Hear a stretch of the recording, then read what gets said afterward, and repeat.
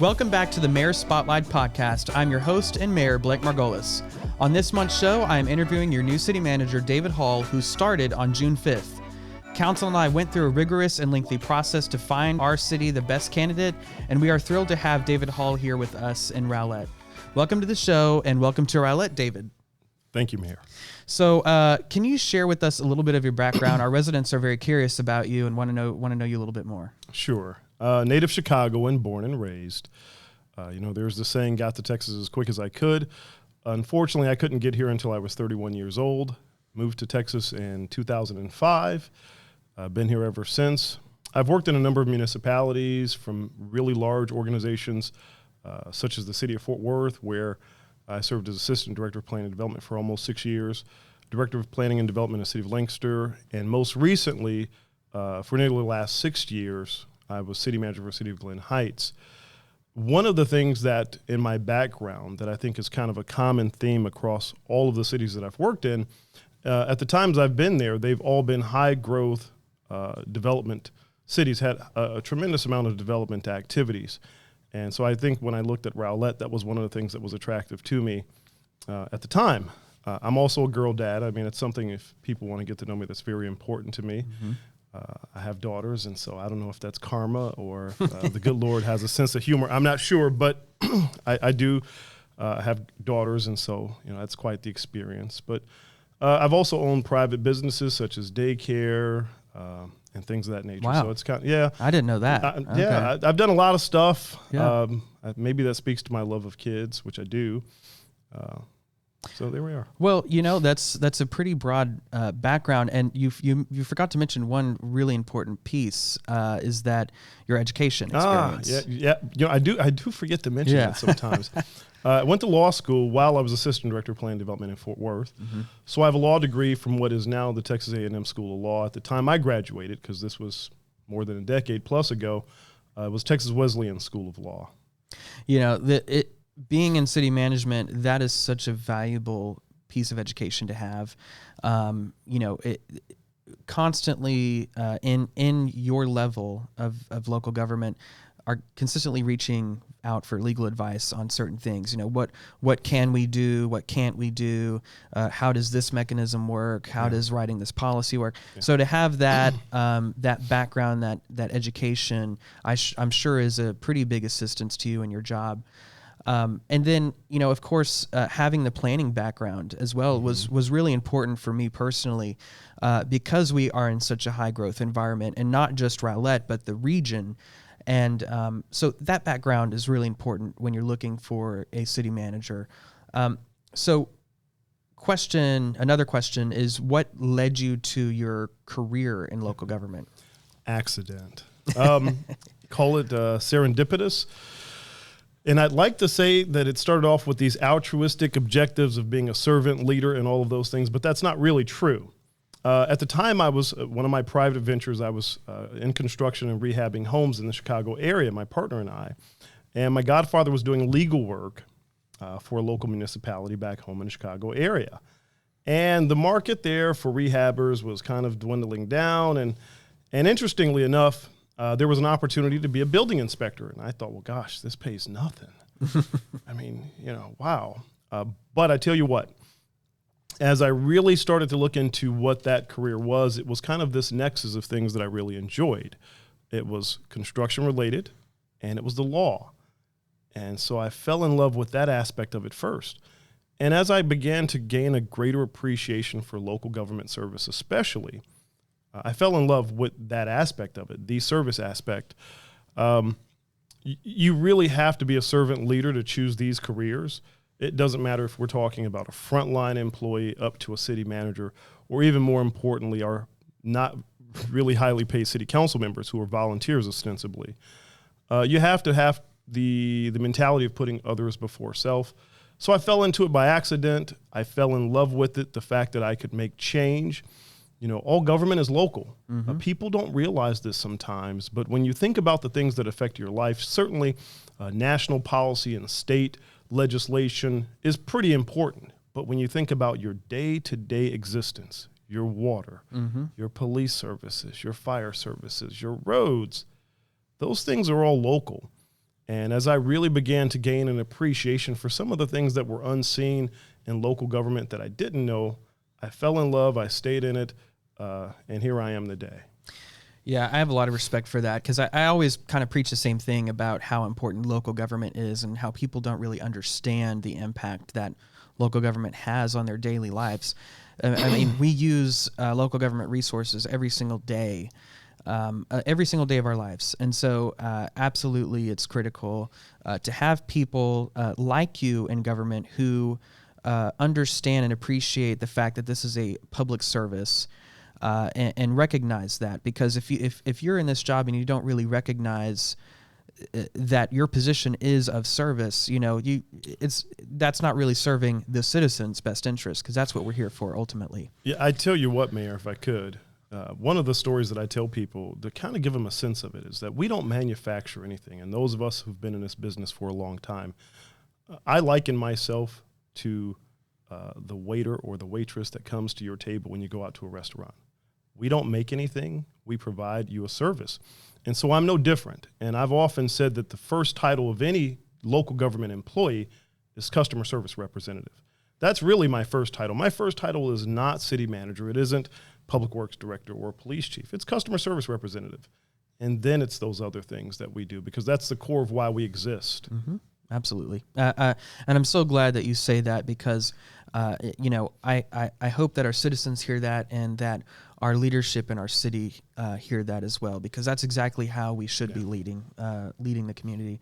So going into the next question, how have those experiences that you've spoken of shaped your approach to city management, and what valuable lessons have you learned from them? I mean, you kind of went into that, but if you have anything more to add on. I just think it gives me a truly service-centered perspective that I understand why we're here. We exist to serve. And, you have to have that perspective every single day. And so when you talk about the experiences, be it my personal background, coming from a less than well-off background to owning businesses, right? I think I bring a pretty unique perspective at times. I know what it's like to be the customer, right? I know what it's like at times to unfortunately receive bad service from a local governmental entity. But more importantly, I think the perspective ultimately from all of those experiences is the value of our services and the impact that we can have on someone's day every single day. They can come into our business, they can, obtain our services online, and yet every single day there is an opportunity for us to leave someone with a positive impression about their local government. Absolutely. I don't even have anything to add to that. I think that was well said. So next question, as you settle into the position of city manager, I mean, I got to say, it's already felt like it's been 3 months. It's only been 3 weeks. It's amazing. There's already been so much that's been happening. What are some of your first steps, and are there any specific goals that you aim to achieve? Well, as you know, the timing for me coming in is both good and bad. It's good in the sense that I'm here right in the middle of the budget, really kind of at the end of the budget preparations. And yet, unfortunately, it's also bad because I'm here right at the end of budget preparations. Absolutely. And a budget is due to the city council. So my number one priority has been working with staff and transitioning with the outgoing city manager to craft a budget for the city. So my objective really right now, all of my objectives center around that in the short term, to ensure that I can deliver to the council a budget that not only funds us for fiscal year 24, but really gives a sense of what we're trying to do strategically for fiscal year 25, 6, 7, and 28. Because I think just taking the approach of looking at 24 really doesn't serve us well. There are going to be some challenges ahead of us, both to contend with the beauty and the gift that growth and development is, but it does come with some challenges as well. And so I want to make sure that we're positioned strategically to be able to continue to fund the services that are essential for the residents. So that's my number one goal. Obviously, thereafter, I don't have any articulable goals in terms of I want to do this or that. There are projects that the council has been clear are very important. You talk about the new public safety building and some of those other things that both with bond money and other things that are important. But for me, it's really about the culture. My goal is to create a culture of excellence in the organization. People sometimes get offended when you say that as to imply that things aren't good. Well, I would never say Rowlett's a good city. It's a very good city. But I want to make sure that every single day we are excellent, that with every single service opportunity, we provide excellent service. Now, that doesn't mean we're going to be perfect. I would say that to the citizens today. We aren't perfect. We're human. We're going to make mistakes. But I ask two things of every employee, and I think that when we give this, we rarely fail. And that's our best effort and our best attitude. And what I want to make sure is that when you come to our organization, when you reach a point of service and contact with us, that you receive the best effort and the best attitude that we can give. That's my objective.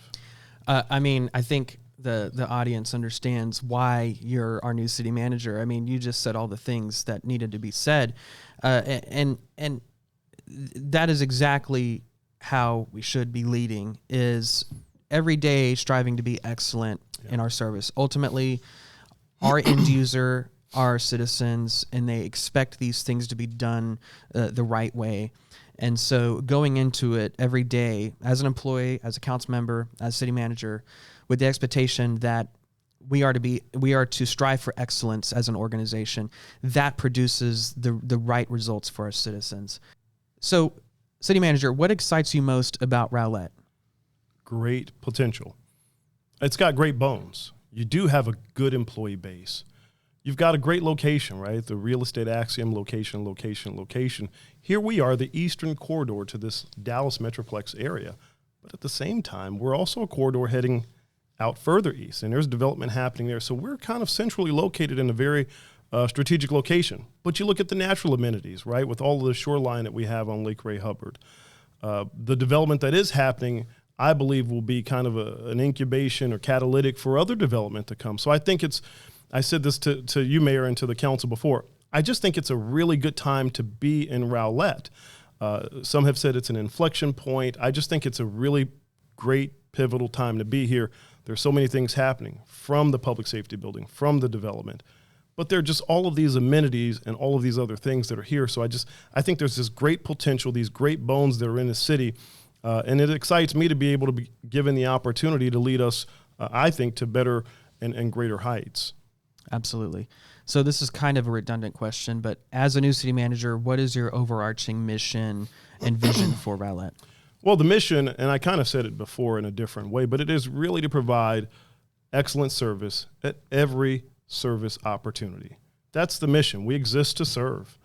My vision is to be an organization of choice for residents, for employees, and for businesses that come here. I want us to be an organization of choice. We may not have the largest budget. We may not have the most resources, but we can always match any organization, any city when it comes to service. Absolutely. Yeah. So is there anything else that you want to share with our citizens as our new city manager? I'm honored to be here. I'm excited. There's a lot of work to do, but I was literally just saying this today. I'm happy. I'm excited to be here. I left a place where I was very happy. And, whenever you leave some place where you're happy, you think you're going to be happy and you're not sure. But I feel really good, and it isn't because there aren't some challenges ahead or there's not a lot of work. But I see, to the point of the last question, there's all of this potential. There's all of these great things on the horizon for the city. And I'm really excited to be here. I want people to understand that I know what our mission is, and it is to serve, and that we're dedicated to giving the best effort and the best attitude every single day. Yeah.